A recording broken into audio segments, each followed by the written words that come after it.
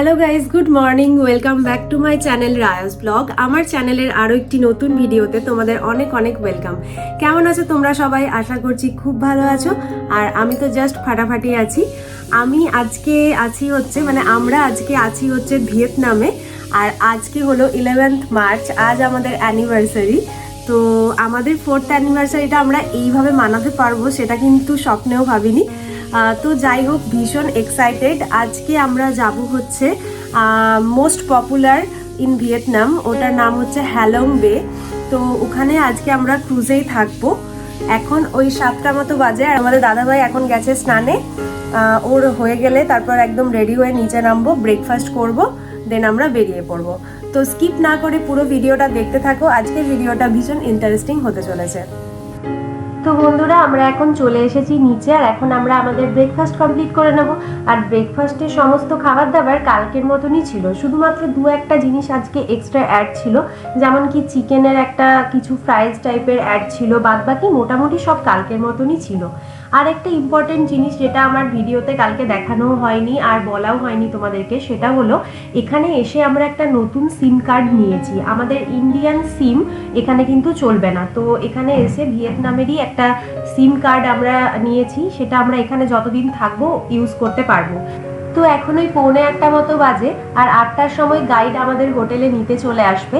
আজকে আমাদের group tour রয়েছে। কালকে যেরকম ছিল প্রাইভেট ট্যুর, আজকে রয়েছে গ্রুপ ট্যুর। আর গ্রুপ ট্যুর মানেই নানান দেশের নানান পর্যটক সবাই একসাথে আমরা যাব হ্যালং বেতে। প্রায় 3.5 থেকে 4 ঘন্টার জার্নি করে আমাদের হ্যালং বে যেতে হবে। তো মাঝ রাস্তায় একটা জায়গায় কিছুক্ষণের জন্য দাঁড়ানো হয়েছিল, 15 মিনিটের মতো দাঁড়ানো হয়েছিল। তো সেখানে একটা মিউজিয়াম কাম শপিং সেন্টার টাইপের ছিল, যেখানে আমরা গেছিলাম। আর ওখানে মুক্ত ঝিনুকের তৈরি বিভিন্ন জিনিস আর কি বিক্রি হচ্ছিল।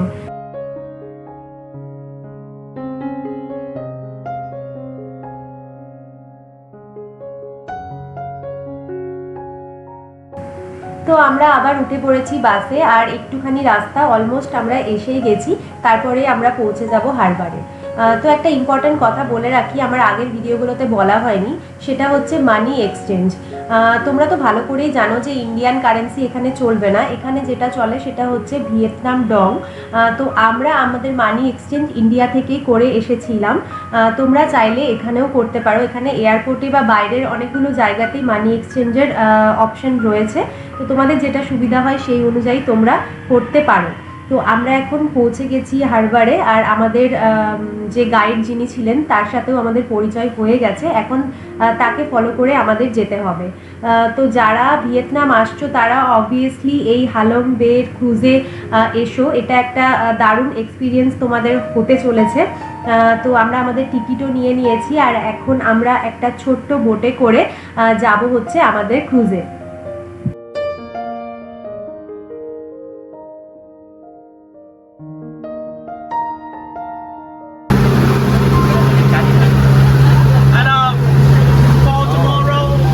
Take it back like souvenir, you can tell me. I will give it back to you, okay? Thank you very much. Mr. Captain need the ticket for overnight registration, so that I had to collect it back. তো আমরা এখন ওই ছোট্ট বোটে করে যাচ্ছি আমাদের ক্রুজে। আর এই যে দেখতে পাচ্ছ, এই ক্রুজটাই হলো আমাদের ক্রুজ। এটার নাম হচ্ছে আরকেডি বুটিক ক্রুজ। এটা একটা 5 স্টার ক্রুজ। আর এরকম টাইপের আরও অনেক অসংখ্য ক্রুজ এখানে রয়েছে।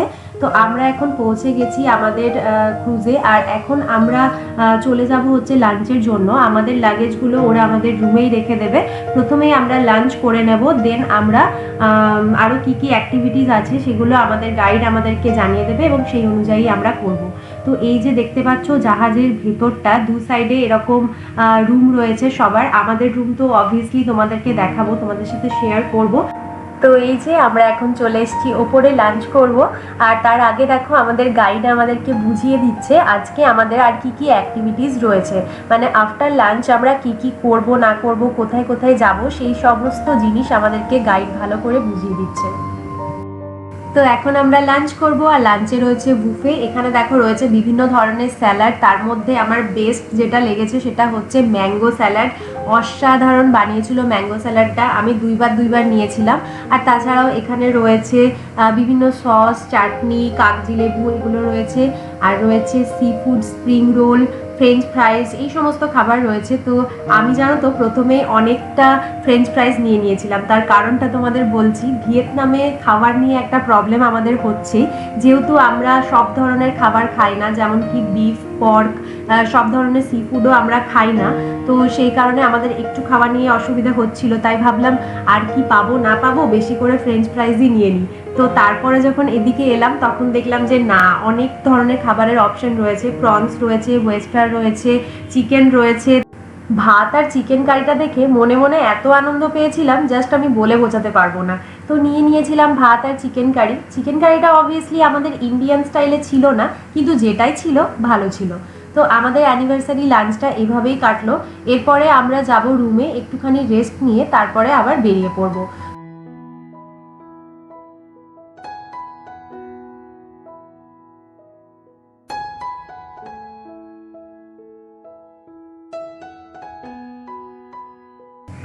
তো বন্ধুরা, আমরা রুমের মধ্যে গিয়ে একটুখানি রেস্ট নিয়ে তারপর এখন চলে এসেছি জাহাজের একদম সামনে যে বড় ব্যালকনিটা আছে সেখানটাতে। আর এখান থেকে ভিউটা শুধু দেখো, জাস্ট অসাধারণ লাগছে দেখতে, ভাষায় প্রকাশ করা যাবে না। আর এই সব দৃশ্য দেখলে না মন এমনিতেই ভালো হয়ে যায়, মন পুরো ভরে যায়। তো যারা যারা কেভে যাবে তাদেরকে বলা হয়েছিল 2:45-এর মধ্যে রেডি হয়ে এখানে চলে আসার জন্য। সবাই মোটামুটি এসে গেছে, আমরাও চলে এসেছি। এখন আমরা যাব হচ্ছে কেভে। কেভটার নাম হলো সারপ্রাইজ কেভ।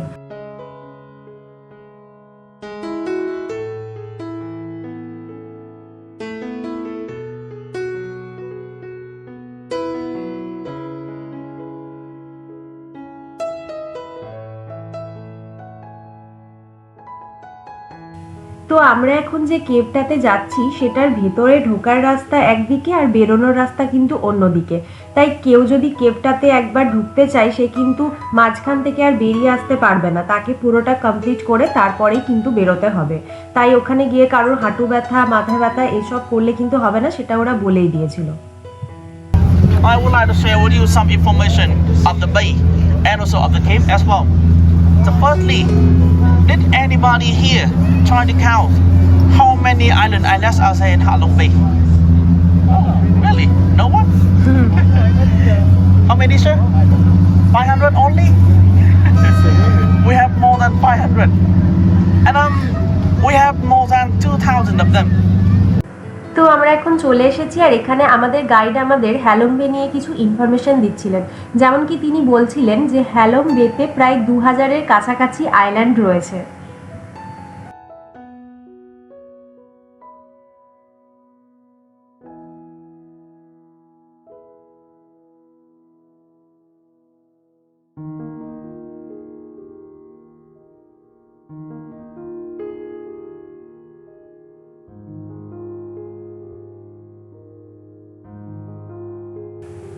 তো বন্ধুরা, আমরা এখন কেভের ভেতরে ঢুকছি। আর এই কেভটা না বিশাল বড়। মেঘালয়ে যখন গেছিলাম তখন আমি প্রথমবার কেভে গেছিলাম, কিন্তু সেই কেভটা তুলনামূলক অনেকটাই ছোট, আর এটা ভীষণ বড়।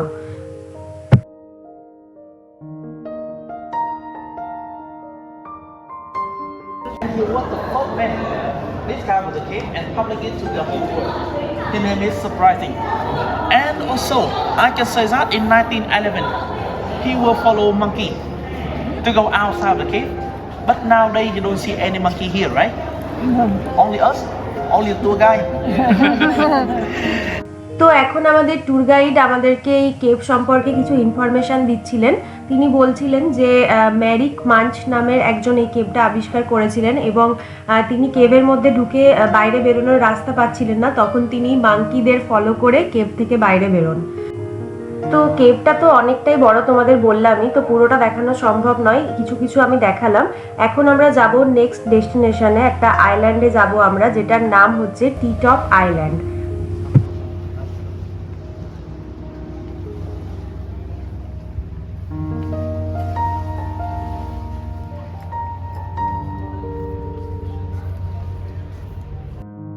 তো আমরা এখন চলে এসেছি টি টপ আইল্যান্ডে, আর এই আইল্যান্ডটা ভীষণই সুন্দর। এই আইল্যান্ডটাতে আসার জন্য আমরা ক্রুজ চেঞ্জ করেছিলাম, মানে প্রথমে আমাদের আইটিনারিতে একটা অন্য ক্রুজ ছিল, কিন্তু সেই ক্রুজটা এই রুট দিয়ে আসে না, এই আইল্যান্ডটাতে আসে না, তাই জন্য আমরা ক্রুজটা চেঞ্জ করে অন্য একটা ক্রুজ বুক করেছিলাম। তো এখন আমরা যাব টি টপ আইল্যান্ডের একদম ওপরে। আর এখানে যাওয়ার জন্য মানে একদম ওপরে ওঠার জন্য টোটাল 400টা সিঁড়ি অতিক্রম করে তারপরেই যেতে পারবো। তো আমরা এখন অর্ধেক রাস্তা এসেছি আর এখানে এই ভিউটা আমরা পেয়েছি জাস্ট অসাধারণ, কোনো কথাই হবে না। এখনো আরো কিছুটা সিঁড়ি অতিক্রম করে তারপরে একদম টপে আমরা উঠবো। দেখতে পাচ্ছ সবাই হাঁপিয়ে যাচ্ছে উঠতে উঠতে। তো চলো যাওয়া যাক।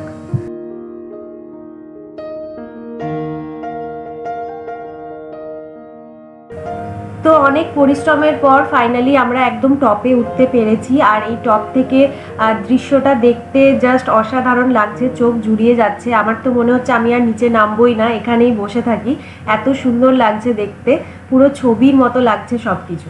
এত কষ্ট করে যে ওপরে এলাম সেটা কিন্তু সার্থক হয়েছে। এটা কি বলে দাও? জল, এটা হচ্ছে অ্যালকালাইন ওয়াটার। হ্যাঁ, মিনারেল ওয়াটার। 115 or 100 না না 120-130 টাকার মতো দাম। 30,000 ডং, 30,000 ডং দিয়ে আমরা এইটুকু মতো জল খাচ্ছি, কারণ প্রচন্ড জল তেষ্টা পেয়ে গেছে তাই। 4:40 নামতে বেশিক্ষণ লাগবে না। তো এই আইল্যান্ডটাতে দুটো অপশন ছিল, একটা হচ্ছে হাইকিং মানে তুমি ওপরে উঠে আর কি দৃশ্য উপভোগ করতে পারো, আর 2 নাম্বার হচ্ছে বিচের মধ্যে এনজয় করতে পারো, সুইমিং করতে পারো, স্নান করতে পারো। তো যে যেটা ইচ্ছে চুজ করেছে, আমরা যেমন ওপরে উঠেছিলাম। তো বন্ধুরা আমরা এখন ঘুরে আবার শিপের মধ্যে ফেরত চলে এসেছি আর এখন একটুখানি রেস্ট করব, তারপরেই রেডি হব, কারণ আমাদের অ্যানিভার্সারি সেলিব্রেশন তো এখনো বাকি আছে। তো আমার সেই ভিডিওটা নেক্সট ব্লগে আসছে, ততক্ষণের জন্য তোমরা আমার চ্যানেলটা সাবস্ক্রাইব করে দিও আর পাশে থাকা বেল আইকনটা ক্লিক করে দিও। সো এই ভিডিওটা এখানেই শেষ করছি, সবাই খুব ভালো থেকো, বাই বাই।